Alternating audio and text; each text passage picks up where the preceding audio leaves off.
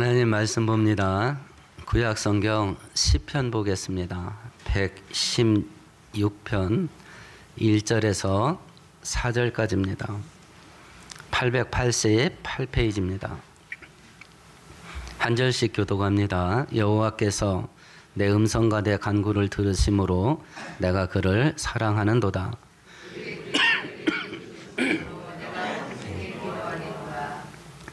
사망의 줄이 나를 두르고 스올의 고통이 내게 이르므로 내가 환난과 슬픔을 만났을 때에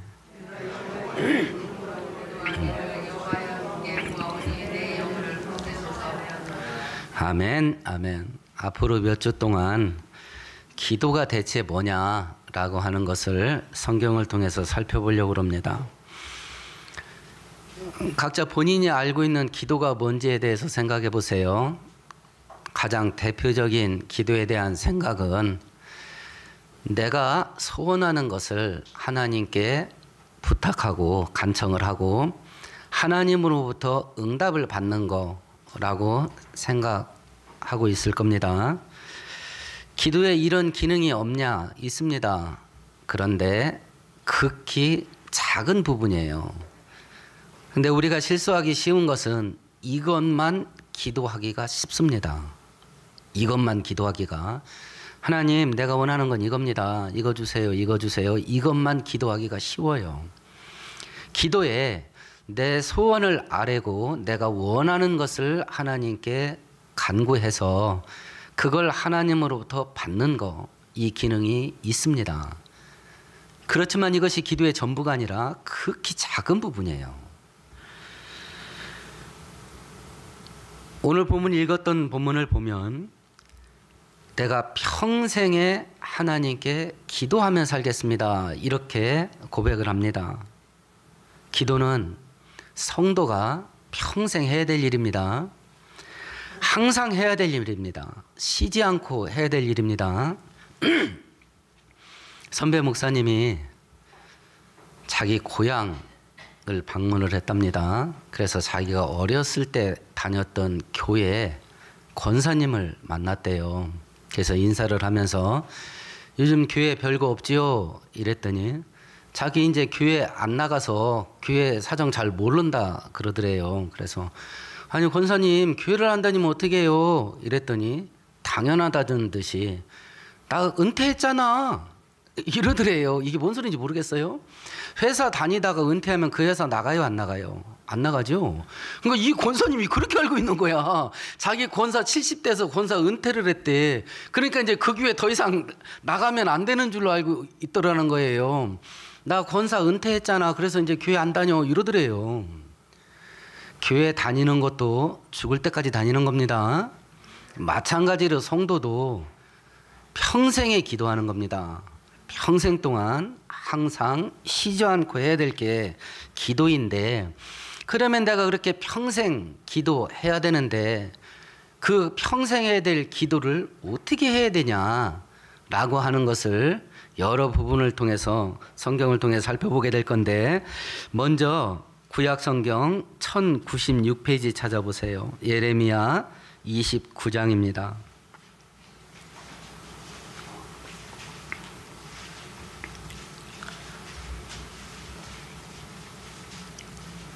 12절 13절을 같이 읽습니다.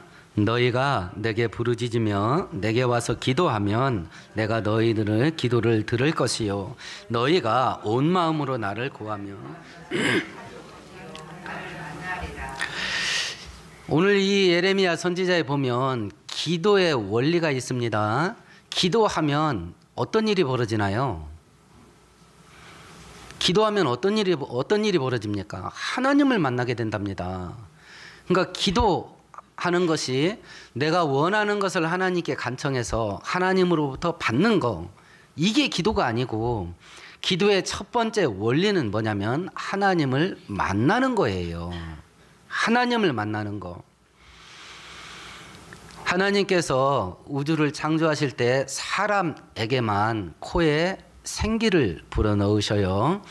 그 하나님의 생기라는 단어가 성령이라는 단어와 하나님의 영, 신약 성경은 그걸 성령으로 번역을 했는데 똑같은 단어입니다. 하나님의 영을 우리에게 주입을 해요. 그래서 사람만 물질 세계와 영적인 세계를 동시에 살 수 있는 유일한 존재로 사람이 지음받는데요. 하나님의 영이 우리 안에 들어왔기 때문에 영으로 계신 하나님을 만날 수 있어요. 그러면 그 영으로 계신 하나님을 우리가 만나는 가장 대표적인 게 두 가지가 있습니다. 세 가지가 있습니다. 첫 번째는 예배 드릴 때, 두 번째는 기도할 때, 세 번째는 성경 읽을 때예요. 성경이 어떻게 기록됐나 디모데후서에 보면 뭐라고 말했냐면 모든 성경은 하나님의 감동으로 된 것으로, 감동이라는 단어가 호흡이라는 단어예요. 아담의 코에 집어넣었던 생기라는 단어와 같은 단어입니다. 하나님께서 선지자들을 세우셔서 이 성경을 기록하게 하시고 이 성경에다가 생기를 후하고 불어 넣은 거예요. 그래서 성경을 펼칠 때 우리에게는 그게 공급돼요. 그래서 우리는 성경을 읽을 때 하나님을 만날 수 있어요.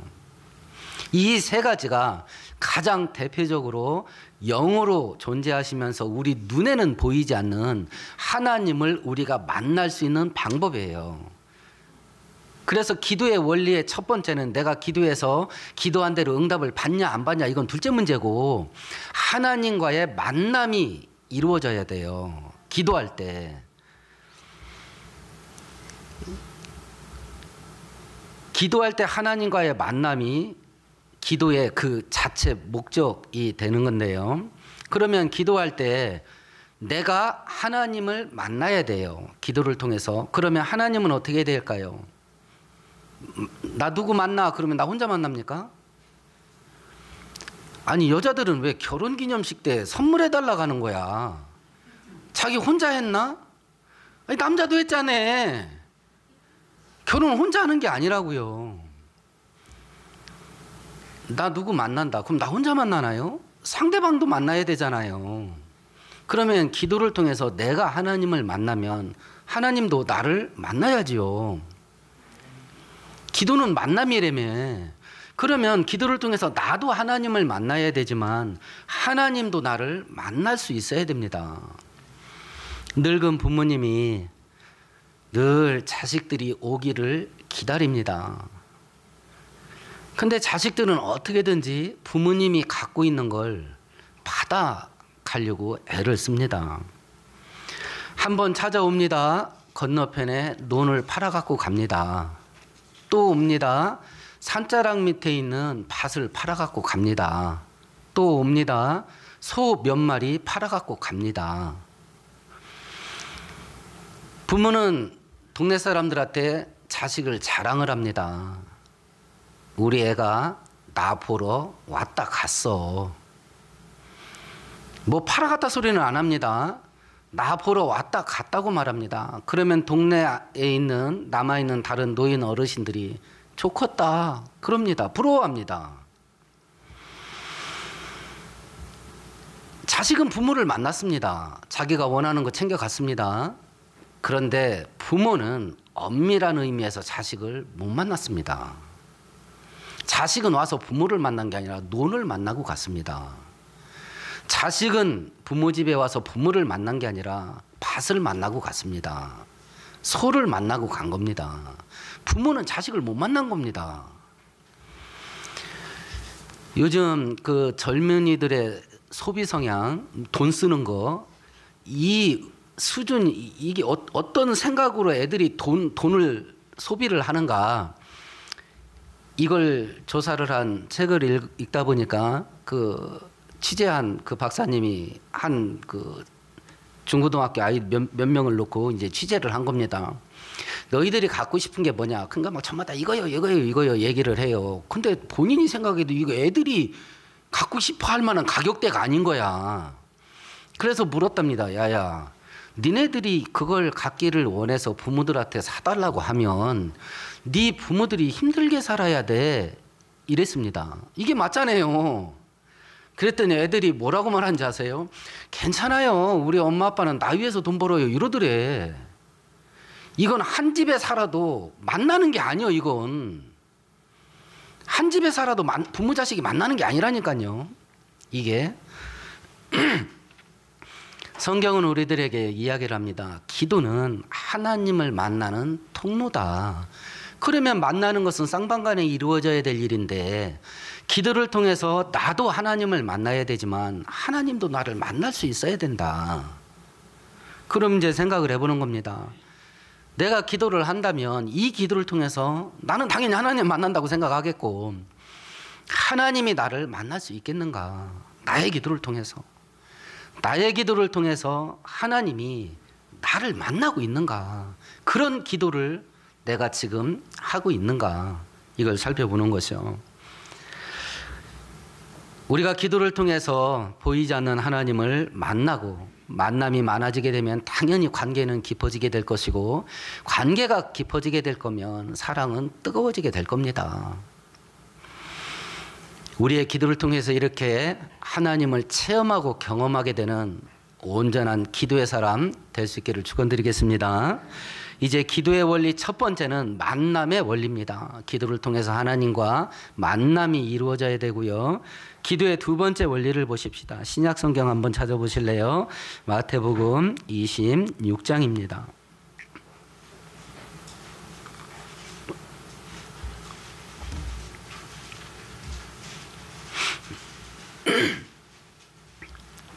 (39절) 같이 읽습니다. 조금 나아가사 얼굴을 땅에 대시고 엎드려 기도하여 이르시되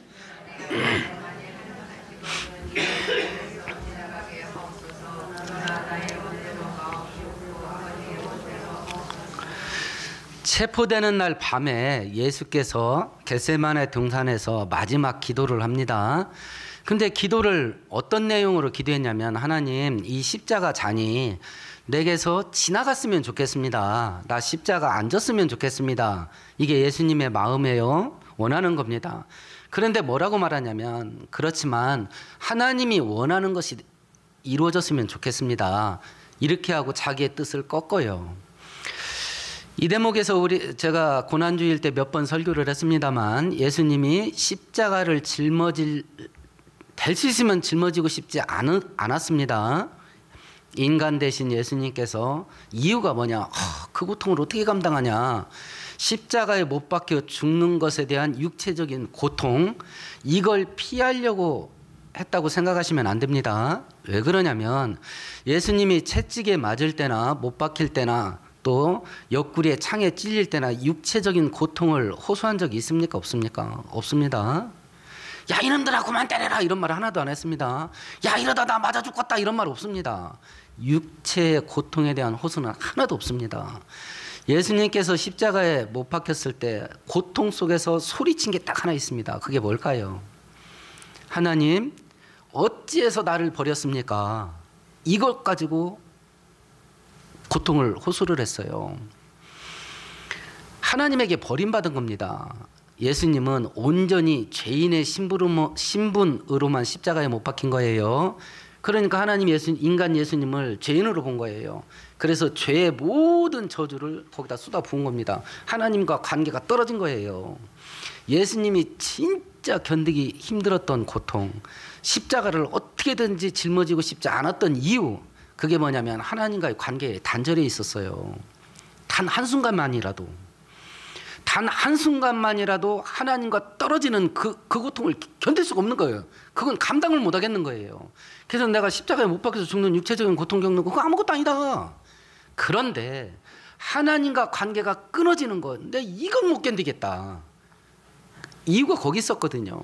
그러면 나와 하나님과의 관계를 끊어놓는 거, 이게 뭘 것 같아요?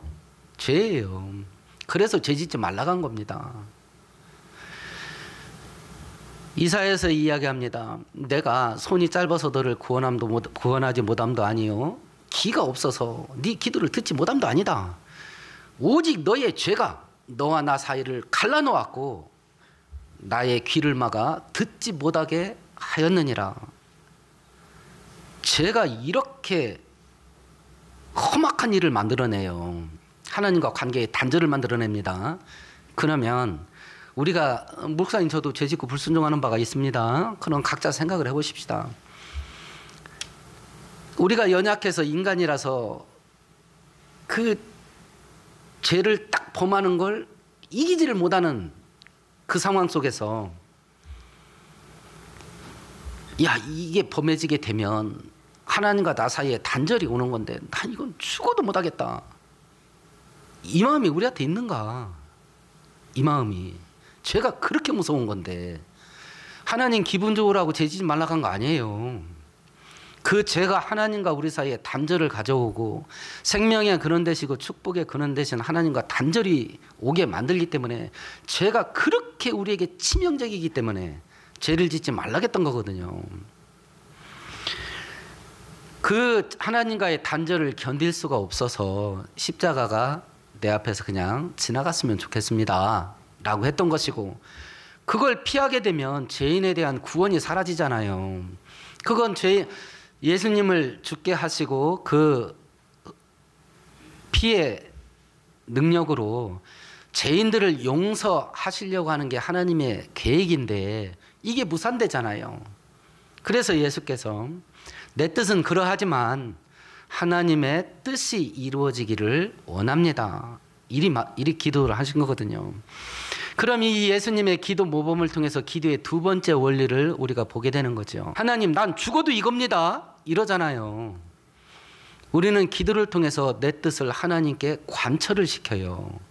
근데 진짜 기도의 원리는 내 뜻을 기도를 통해서 꺾는 거예요. 우리가 정반대로 하죠. 정반대로. 우리가 저번 주에 요나가 기도하는 걸 통해서 잠깐 말씀드렸었습니다. 하나님께서 우리들에게 우리가 기도를 하면 반드시 응답한다. 기도 응답의 종류는 세 가지다. 첫 번째, 네가 기도한 대로 해줄게. 예스. 두 번째는 안 돼. 노. 세 번째는 알았어. 근데 좀 기다려. 이 셋 중에 하나로 옵니다. 지금 고등학교 다니는 애가 서울대 가게 해달라고 기도를 합니다. 응답이 언제 올까요? 졸업하고 옵니다. 그렇잖아요. 고등학교 졸업하고 옵니다. 시험 보고 오는 거라고, 응답은. 그런데 우리들의 경험상 각자 자기 기도 생활하고 기도한 것과 응답된 것을 비교해 보세요. 대부분 내가 기도한 대로 되지 않은 것들이 대부분일 겁니다. 내가 기도한 대로 응답된 건 많지가 않을 거예요. 왜 그러냐? 내가 원하는 대로 기도해서 그렇습니다. 내가 원하는 대로 기도해서 그래요. 하나님이 원하는 대로 기도하지 않았기 때문에 그렇습니다. 하나님이 원하는 대로 기도하면 100% 응답됩니다. 100%. 근데 우리는 기도할 때 내가 원하는 걸 기도합니다. 그래서 많은 경우 노라는 응답을 받습니다. 내가 원하는 대로 기도해서 그렇습니다. 그런데 하나님께서 우리 아버지시기 때문에 우리도 자식을 키워봅니다. 뭐 해달라고 뒤집어지면 그게 아닌데 부모인 내가 해줄 때가 있습니다. 그게 애한테 안 좋은 걸 내가 뻔히 알아. 근데 애가 뒤집어져. 그래서 부모가 해줄 때가 있습니다. 하나님께서 그런 경우가 있겠나 없겠나 살펴보세요. 있습니다. 있습니다. 내 뜻을 집요하게 관철시키면 하나님께서 알았어, 네 원하는 대로 한번 해봐 하고 허락하신 경우가 있습니다. 이렇게 해서 받아낸 응답은 100% 내가 책임져야 됩니다. 100% 내가 책임져야 돼요. 관철시킨 건 100% 내가 책임져야 됩니다. 그걸 내가 다 떠안아야 돼. 그러나 이렇게 예수님 모범 따라서 내 뜻을 꺾어가면서 하나님이 좋게 여기시는 바가 이루어지게 되기를 원합니다 하는 방식의 길을 따라가게 되면 하나님이 100% 책임집니다. 관철시키는 기도를 집요하게 하기 시작을 하면 기도는 많이 하는데 인생이 고달파. 인생이 고달퍼져요. 기도만 했다면 관철을 시켜버리네. 기도 시작하면 하나님이 겁이 나. 뭐 와서 칼부터 꽂아놔. 이거 아니면 나 죽이십시오. 이래버리네. 인생이 고달퍼져. 자기가 기도한 대로 받기는 받지만. 그 예를 한번 살펴볼까요? 우리 민수기 11장 보십시다. 213페이지입니다. 구약성경.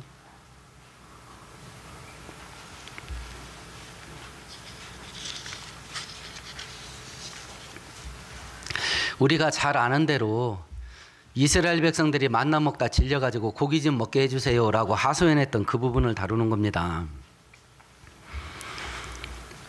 10절 같이 읽어볼까요? 백성의 온 종족들이 각기 자기 장막문에서 우는 것을 모세가 들으니라.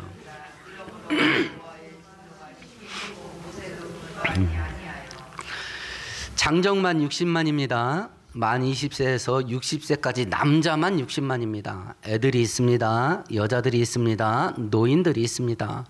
최소 200만에서 300만 되는 엄청난 무리가 하나님 앞에서 고기 먹게 해달라고 엉엉 웁니다. 어른들이. 광야 한복판에서 식량 다 떨어졌습니다. 하늘에서 만나라는 음식이 내려옵니다. 신비한 기적을 날마다 경험합니다. 그 엄청난 기적을 일으켜서 자기들 먹고 사는 문제가 해결됐는데 이게 감사가 안 돼. 고기를 달라는 거야. 고기를 달라가면서 엉엉 웁니다. 우리 아이들이 우리한테 뭐 해달라고 뒤집어내는 것처럼 떼를 씁니다. 그러니까 하나님께서 20절을 이야기하신 겁니다. 같이 읽어봅니다. 냄새도 싫어하기까지 한 달 동안 먹게 하시리니 이는 너희가 너희 중에 계시는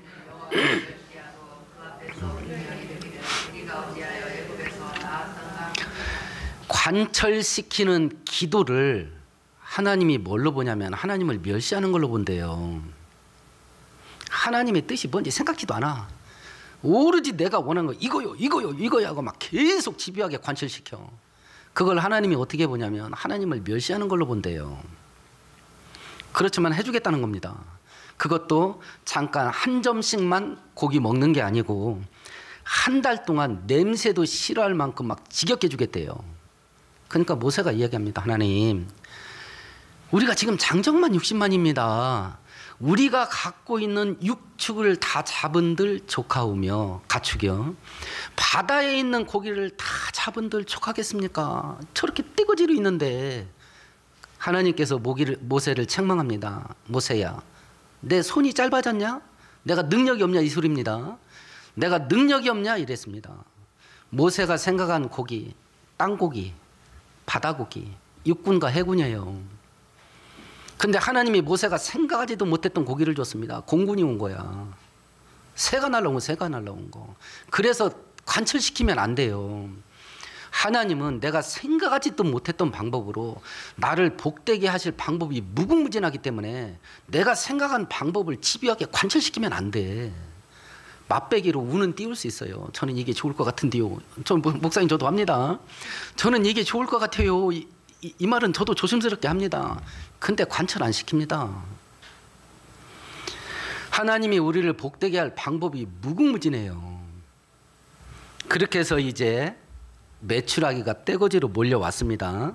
백성들이 어떻게 했나 볼까요? 32절을 한 겁니다. 같이 읽어봅니다. 백성이 일어나 그날 종일 종야와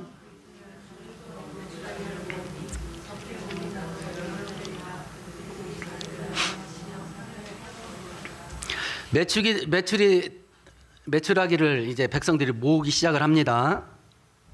모은 시간이 얼마나 되나요?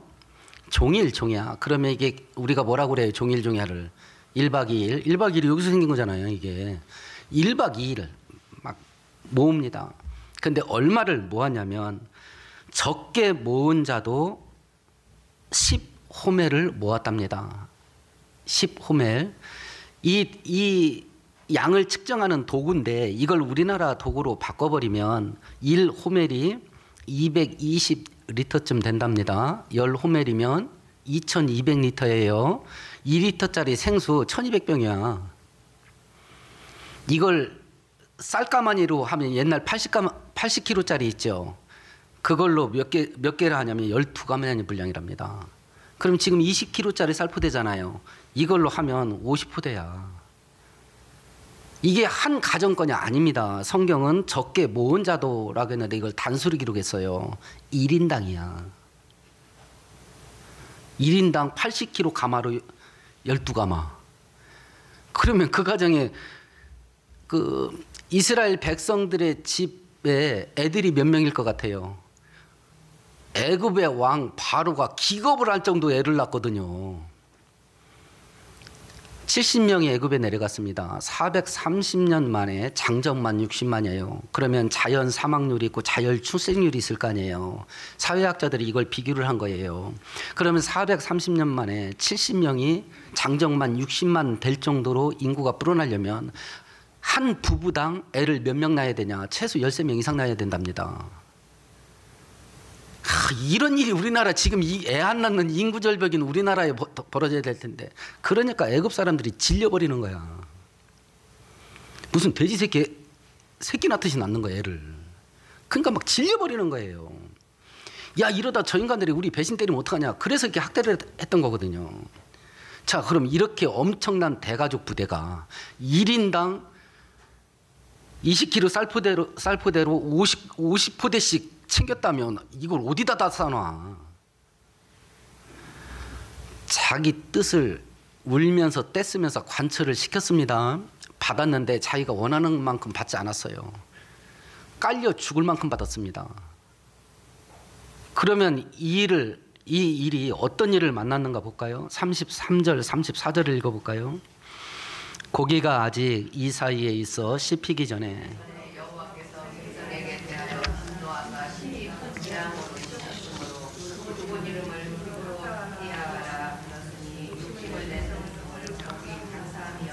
막 고기를 먹기 시작을 합니다. 이제 원 없이 먹어야 될 거 아니에요. 고기가 이 사이에 끼어 있습니다. 목구멍으로 꿀꺽 넘기지도 않았어. 막 씹고 있는데 막 죽어가기 시작하는 거야. 씹고 있는데.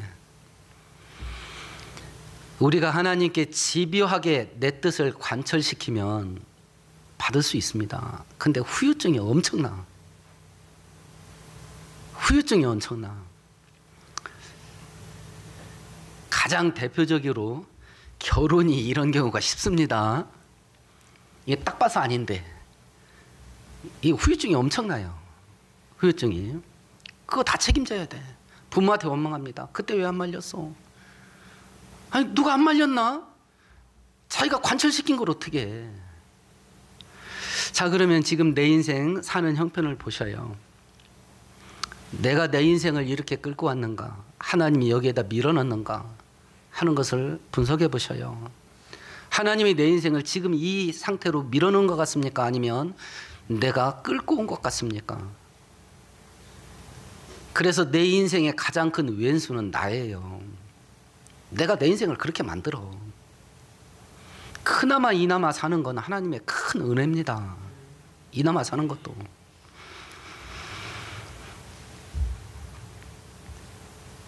그래서 성경은 우리들에게 기도의 원리 두 번째를 이야기를 하는 겁니다. 기도를 통해서 내 뜻은 이겁니다라고 관철시키는 게 아니라 기도를 통해서 하나님이 원하는 게 뭔지를 알아가기 시작하는 거예요. 하나님이 원하는 걸 알아가면서 내 뜻과 충돌이 일어났을 때 내 뜻을 꺾고 하나님의 뜻을 세우는 거예요. 이게 기도의 두 번째 원리, 포기의 원리입니다. 야, 그러면 이런 걸 대체 내가 어떻게 할 수 있냐라고 하는 겁니다. 성경 한 구절 찾아볼까요? 로마서 12장 2절입니다. 256페이지입니다.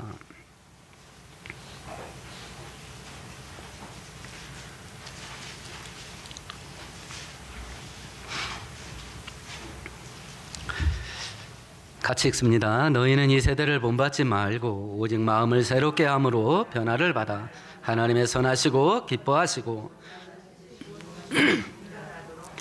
이런 기도를 하려면 하나님이 기뻐하는 게 뭔지를 알아야 된다는 거예요. 그러면 하나님께서 기뻐하는 게 뭔지를 알 수 있는 가장 대표적인 방법이 뭐냐? 야야, 내가 원하는 건 이거야 하고 하나님께서 당신이 원하는 걸 자녀들인 우리들에게 알려주는데, 그걸 알려주는 대표적인 방법이 뭐냐? 성경입니다. 기도와 성경은 동전의 양면입니다. 분리될 수가 없는 거예요. 함께 가야 되는 거죠. 이렇게 자기 뜻이 분명하고 집요한 고집을 가지고 기도를 하면 우리 몸이 묘한 일을 만들어냅니다. 저는 개인적으로 여기에 마귀가 역사하는 걸로 개인적으로 생각을 합니다. 심리적인 기도응답이라는 게 있습니다. 심리적인 기도응답. 기도응답을 자기가 만들어내. 막 뜻이 너무 분명하고 너무 강하면 심리적인 기도응답을 만들어냅니다. 갑자기 그러니까 야 이건 하나님의 응답이다라고 할 만한 현상들이 몸에 나타나. 그러니까 내가 체험되고 경험되는 거 아니에요. 몸에 진동이 와. 몸이 갑자기 막 불같이 뜨거워져. 그리고 딱 응답에 맞는 꿈이 꾸어지기 시작해. 그것도 한 번이 아니야. 연속극으로 계속 꿔. 심리적인 기도응답이에요. 이런 일들을 딱 만나게 되면 이건 틀림없어. 그러면 이런 기도하는 중에 내가 막 고집을 가지고 기도를 하는데 이런 일들이 막 몸에 동반되기 시작해. 그러면 기도를 그 다음에 어떻게 할 것 같아요? 꺾을 것 같아? 가속차게 할 것 같아? 더 가열차는 거야. 막 고집이 더 세죠. 고집이 더 세죠. 그래서 저는 물론 심리학자들은 이 인간의 심리가 만들어내는 것이라고 말은 하긴 하는데 100%는 아니겠지만 이런 기도 속에 저는 마귀도 역사한다고 믿어요. 아이고 잘한다, 아이고 잘한다, 휘발유 계속 보죠. 그러니까 고집이 막 더 불같이 일어나.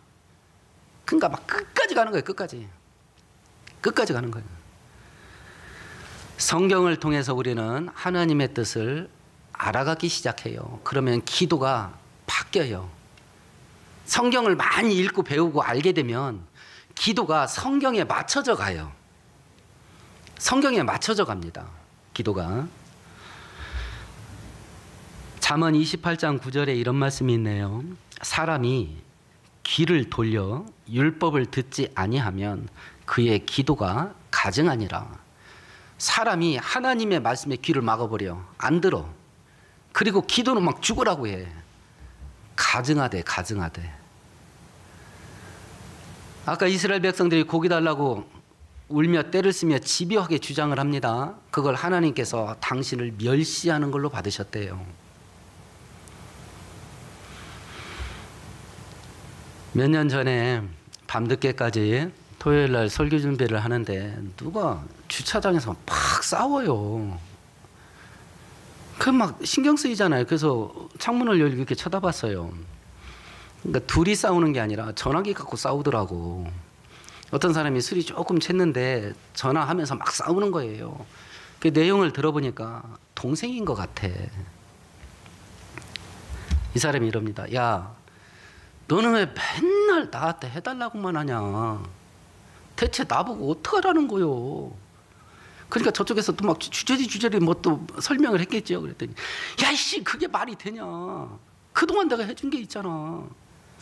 그러니까 저쪽 동생은 그동안 형이 무리를 해서 뭘 해준 것 같아. 그것도 여러 번. 근데 그건 그거고 두꺼비 파리 잡아먹듯이 낼름 잡아먹어버렸어. 과거에 형이 해준 건. 지금 이걸 해달라고 하는 거야 계속. 응? 야 나보고 어떡하라는 거야. 조금 더 하면 그 사람 울겠더라고. 그래서 내가 계속 쳐다봤습니다. 그러니까 민구스러운지 총탑 뒤로 돌아가더라고. 그래서 제가 창문 닫는 것도 있고 그 사람 모습을 보면서 우리의 기도의 모습하고 같이 생각해 본 거예요. 우리가 하나님께 달라는 기도, 관철시키는 기도를 할 때 하나님께서 야 너는 왜 맨날 나한테 달라고만 해. 나보고 대체 어쩌라는 거야. 그럼 우리는 주저리 설명을 하겠지요. 주저리. 야 그게 말이 되냐. 그동안 내가 해준 게 있잖아. 아 그건 그거고요. 지금 이거 해달라니까는요. 이렇게 계속 하다 보면 하나님도 울 것 같더라고. 그 형이 울라고 그러더라고. 그 형이. 지금 우리의 기도가 어떤 기도인가.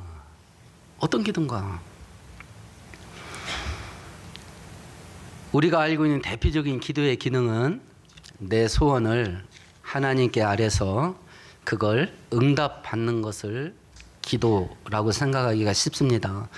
기도에 그런 기능이 있습니다. 대표적인 것이 주기도문에 일용할 양식을 주옵소서가 거기에 해당될 수 있습니다. 근데 그건 기도의 크기 작은 부분입니다. 근데 우리는 오로지 그것만 하기 쉽습니다. 기도의 첫 번째 원리는 하나님과 만남입니다. 우리가 기도를 시작하면 내가 하나님을 만날 수 있지만 하나님도 나를 만날 수 있어야 됩니다. 응답이 어떻게 되냐는 둘째 문제고, 그 만남이 자주 일어나야 되고 그 만남이 깊어져야 됩니다. 그 만남을 통해서 하나님과 관계가 가까워져야 되고 더 뜨거워져야 됩니다. 그러면 기도를 통해서 내 고집을 관철시키는 걸 집요하게 해대면 이 관계가 깨집니다. 기도는 두 번째 원리가 포기의 원리예요.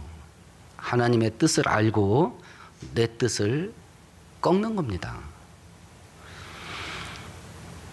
솔로몬이 왕이 됐습니다. 하나님께 큰 헌신의 제사를 드립니다. 하나님이 기쁘셨습니다. 네 소원을 하나 말해봐라. 이러니까 솔로몬이 무능력한 나를 하나님이 왕으로 삼으셨으니 나라를 통치를 잘하고 재판을 잘할 수 있게 지혜를 주십시오 라고 기도를 합니다. 하나님이 그 기도를 어떻게 받으셨나요? 기쁘게 받았습니다. 야, 너 진짜 기특하다.